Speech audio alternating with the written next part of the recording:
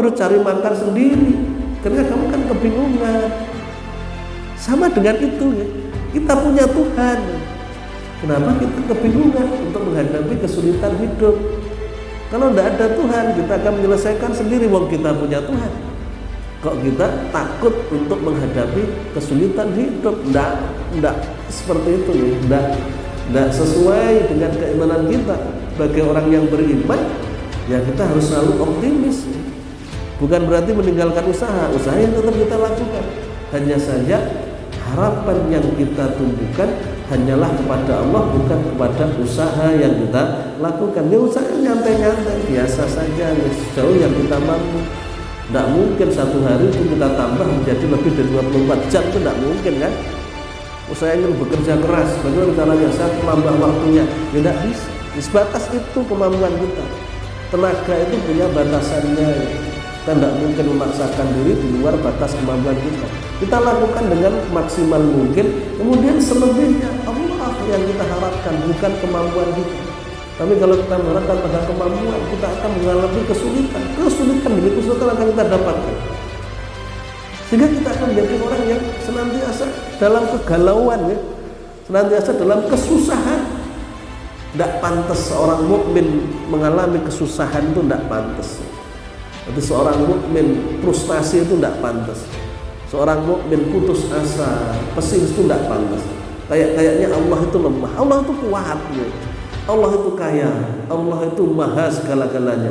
Kok kita tidak yakin terhadap kuasanya Allah? Keimanan kita patut dipertanyakan. Sebenarnya kita itu beriman atau tidak? Makanya seperti itulah. Wa nahnu aqrabu ilaihi min hablil warid. Aku lebih dekat dari manusia dibandingkan dengan urat nadi.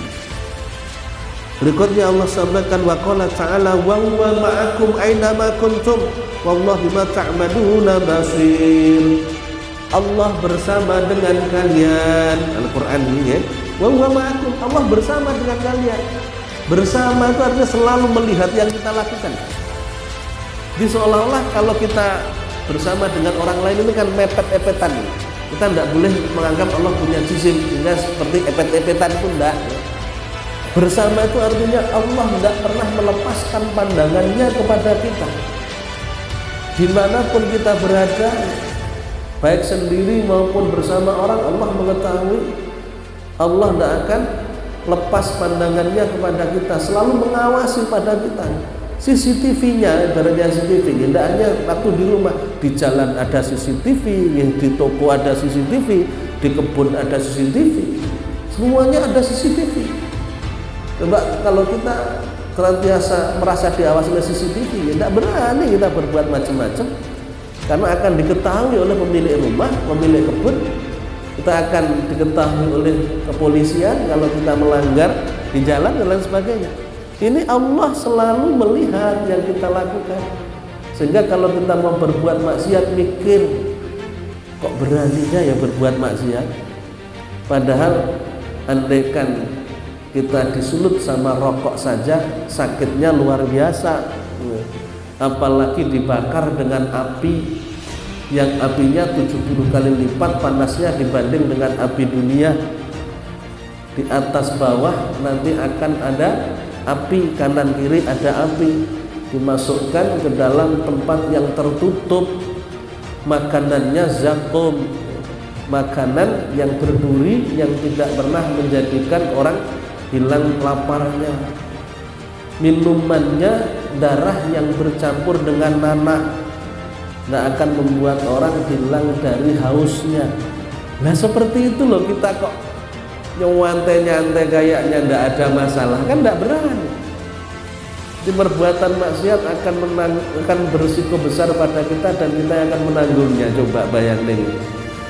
Nah kita tanamkan, Allah selalu melihat yang kita lakukan. Ya Allah, mudah-mudahan diberikan kemudahan, ya, diberikan hidayah dan taufik ya. Nah, saya senantiasa melakukan apa yang diperintahkan Allah. Wa ma'akum, Allah bersama dengan kalian. Aina ma kuntum, di mana kalian berada, dimanapun kita berada, Allah mengetahui. Wallahu bima ta'maluna basir. Allah senantiasa melihat apapun yang kalian lakukan.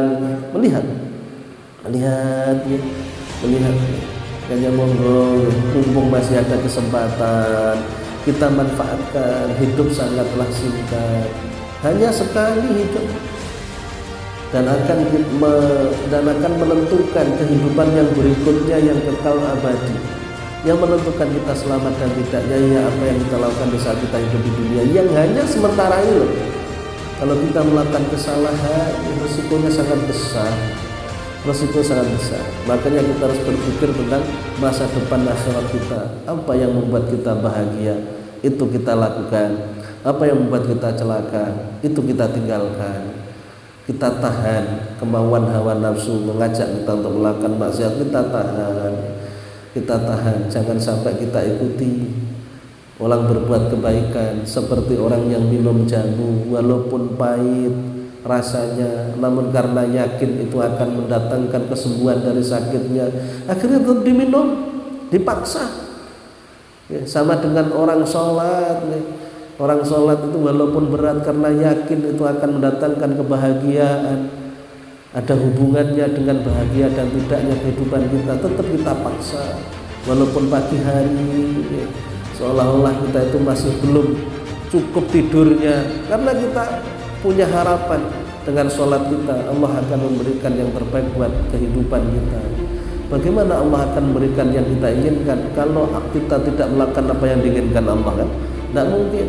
Monggo disemangati saudara-saudara kita yang lain yang tidak hadir, apalagi setelah sholat berjamaah kita thalathul ilmi seperti itu. Kita niatkan agar Allah meridhoi yang kita lakukan. Kita niatkan Allah memudahkan urusan kita. Kita niatkan Allah melancarkan rezeki kita. Kita niatkan kita diberi anak-anak yang soleh. Kita niatkan agar keluarga kita sakinah mawaddah warahmah. Itu kita niatkan dengan ngaji seperti ini. Tidak mungkin ngaji dengan tidak ngaji. Itu lebih baik tidak ngaji, tidak mungkin. Pasti lebih baik ngaji, karena sesuatu yang baik akhirnya berat. Nafsu tidak mau. Nanti kalau saya kesana tidak ikut ngaji tidak enak, tapi kalau ikut ngaji kok males kan, seperti itu toh. Okay? Lebih baik tidur, okay? Udah tidak usah berangkat. Pasti ini setan, nafsu mengajak kita untuk tidak melakukan kebaikan. Yang dirugikan ya kita sendiri. Padahal kalau kita memaksakan diri, saya paksa diri saya untuk berangkat, akhirnya sampai di tempat itu hilang. Pemikiran-pemikiran seperti itu hilang. Tapi kalau kita ikuti besoknya gitu lagi, besoknya gitu lagi, tahu-tahu kita mati, kita meninggal dunia. Padahal punya kesempatan, akhirnya kesempatan itu hilang dengan begitu saja, sia-sia, tidak ada manfaatnya. Sehingga kita rugi. Padahal dari yang kita lakukan Allah bisa memberikan kemudahan dalam segala urusan kita. Tergantung kita itu maunya apa dalam hidup ini. Kalau kita ingin bahagia dunia dan akhirat, tidak mudah kebahagiaan dunia akhirat itu kita dapatkan. Harganya sangat mahal, sehingga harus kita upayakan dengan keras, memaksakan diri untuk melakukan kebaikan, melawan kemauan hawa nafsu. Itu harus seperti itu. Jangan menjadi orang yang sifatnya itu kekanak-kanakan, hanya maunya senengnya sendiri. Masa anak kecil sama orang tua sama, tidurnya itu kesiangan, bangkongan, ini kan hanya karena menuruti kemauan nafsu kan. Ini pemikirannya gimana? Kalau anak-anak pantas, belum begitu berpikir tentang akhirat. Tapi kalau orang tua seperti itu, kok kebangetan ya? Yang dipikirkan hanya nafsunya. Padahal suatu waktu dia mati loh. Anak kita yang belum balik, andaikan mati masuk surga. Tapi kalau kita mati karena kita sudah balik, maka kita belum tentu bisa masuk surga. Surga itu mahal. Surga itu sesuatu tempat yang sangat indah. Tidak mudah kita bisa mendapatkannya. Kita harus kerja keras untuk mendapatkan harta dunia, pangkat dan jabatan, kekayaan. Kita harus kerja keras. Padahal dunia yang tidak ada apa-apanya dengan surga. Masa untuk surga itu lebih mudah daripada dunia? Tidak mungkin.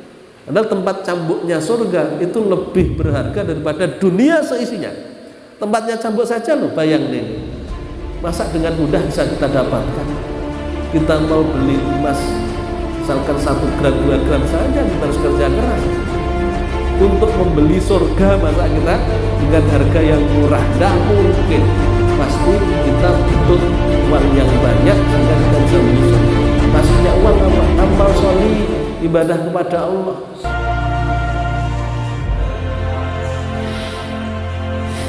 Allahumma salli ala Sayyidina Muhammadin wa alihi wa sallim.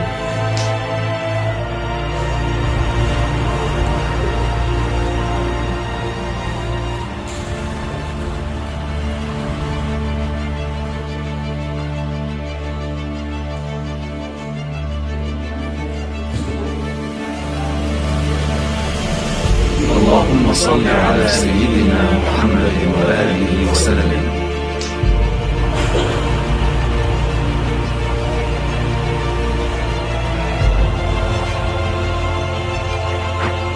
اللهم صل على سيدنا محمد وآله وسلم.